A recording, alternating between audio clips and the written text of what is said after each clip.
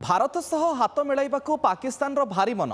Asia cup रे भारतीय खेलाड़ी पाकिस्तान खेलाड़ी सहित हैंडसेक न करिबा पाकिस्तान को बहुत बाधिछि। आउ जोथि पई एबे पाकिस्तान पागलामी करुछि आउ नाटक चलाइछि। दर्शक बंधु आरंभ हो सारी फटाफट क्रिकेट रो महाकुंभ टी20 विश्वकप रोमांचकर लड़ाई चली। छोट छोट दल गुड़िक बड़ टक्कर देउछन्ते, किंतु विश्वकप उत्साहटू अधिक चर्चा रही पाकिस्तान रो ड्रामा। गोटे पटे भारत सह मैच को बॉयकट, किंतु अन्य पटे भारत सहित हाथ मिलाइबाकू भी मन। यूटर्न मारिबो कि पाकिस्तान? भारत विपक्ष में टी20 विश्वकप मैच वर्जन निष्पत्ति उपरे एबे पाकिस्तान ता मत बदलाई पारे। पाकिस्तान क्रिकेट बोर्ड एवं अंतर्जातीय क्रिकेट परिषद मध्य संघर्ष एबे निर्णायक मोड़ पहुंचबाकू जाउछि।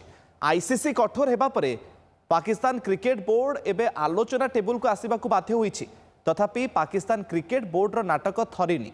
भारत विपक्ष में विश्वकप मैच खेलिबा पई पाकिस्तान क्रिकेट बोर्ड आईसीसी आगरे 3टी अजब गजब शर्त रखिछि। जो शर्त शुणिले जी कहीं भी हसब। कौन से 3टी शर्त आमे आपनकु कहूचु। प्रथम शर्त हेउची जे आईसीसी पक्षरु मिलुथुबा पांठी को वृद्धि करा जाऊ।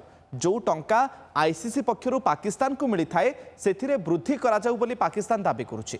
सेभଳି द्वितीय शर्त हेउची जे भारत पाकिस्तान मध्यरे द्विपाक्षिक क्रिकेट सीरीज पुणी थरे आरंभ करा जाऊ। आ पाकिस्तान रो तृतीय शर्त हेउची जे उभय टीम हाथ मिलाइबा प्रोटोकॉल कार्यकारी करा जाऊ।